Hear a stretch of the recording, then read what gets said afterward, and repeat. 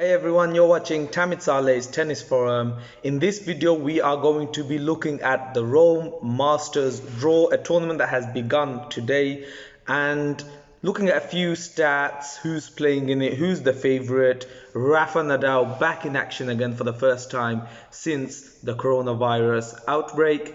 And yeah, in my last video, I spoke about Dominic Thiem winning the US Open. Go check that out. But in this one, we will be talking about Rome. Now, Rome Masters, it's a Masters 1000 and it is the first Masters of 2020 that is being played on clay. And if I'm not mistaken, the only Masters 1000 on clay this year. The record winner is Rafa Nadal with 9 titles. That is going for number 10 this year. He's won the Rome Masters the previous 2 years. So he's on a bit of a hot streak. And look, it's a clay tournament. He's going to be the favorite of the Rome Masters. Novak Djokovic, he is back for the first time. He's back in action since that disqualification at the US Open, and he has said that he's apologized and he said that it's good that he's back on court so soon because you get back into that tournament mentality. So he's going to be a big favorite for the tournament as well. And then the only other player that I can see winning it is maybe Tsitsipas. But yeah, those are the 3 big favorites for me. There are other players like Matteo Berrettini, Gael Monfils. Well, I can't really see anyone else winning it other than maybe Fabio Fognini if he goes for a good run. But yeah, I'd be very surprised if it's not a Rafa versus Novak final. And I am looking forward to that because we have not had many Rafa Novak matches for a while now. I think the only Rafa Novak match this year was in the ATP Cup back in January. Remember that? Feels like a lifetime ago. So yeah, I'm really hoping we get that Rafa Novak match at the final of the Rome Masters. We've had a bit of let's say the US Open wasn't focused around the big 3. Of course, 2 not taking part. Djokovic getting disqualified in the first week, so we've got to witness some new players, some rising stars, but I really do miss those Rafa and Novak classics.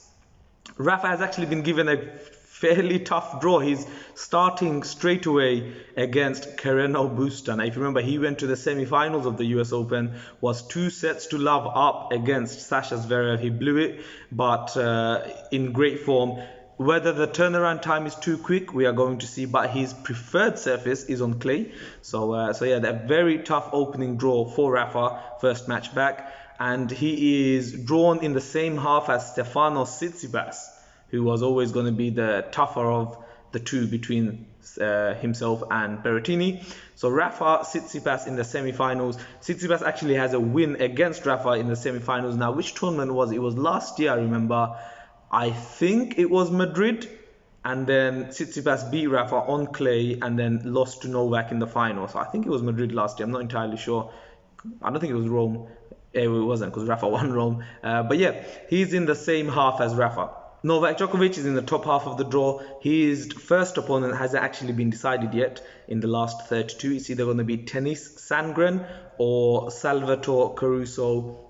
He's a wild card, and yeah, so don't see any hiccups for Novak. He could face Gael Monfils in the quarterfinal. We all know that epic they had earlier on in the year in Dubai, where Monfils actually had, I believe, 3 match points against Novak.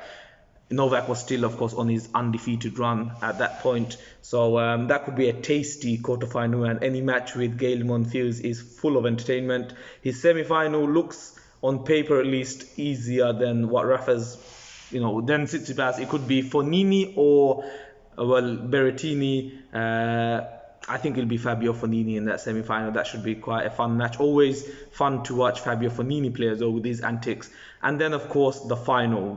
I'm looking forward to that. Novak Djokovic has got 4 Rome Masters 1000 himself, so he's going for number 5. Rafa's going for number 10. It's going to be a great tournament that I'm sure we're all looking forward to. Let me know what you think. Are you excited for the clay to be back? I'm very excited for the clay to be back. I'm not even going to lie. We've not had a clay tournament since last summer. It's good to have Rafa back. Really good to have Rafa back. It's good to see Novak again, see how he responds after that. I'm going to be very interested to see if he swings any balls wildly, because he does do that. He's done it before in the past, so it'd be interesting to see if it tones that side down a little bit. But yeah, I'm looking forward to it. Let me know what your predictions are. Do you think we're gonna get treated to our first Rafa Novak match in what, 9 months, or will there be a shock on the cards? And what do you think going into the French Open? Is this tournament crucial? Is it whoever wins this tournament will have a lot of momentum going into the French Open, or will it be, if Rafa doesn't win here, he's still going to be the odds-on favorite at the French Open because it's on Philippe Chatrier, and we all know about Rafa's record over there. So looking forward to the Rome Masters. Tennis is just really cracking on now. We had Cincinnati, no break. US Open, no break. Rome Masters, there won't be a break. Straight into the French Open. So I'm loving it, guys. I'm loving it. And I hope you are too. Have a good day.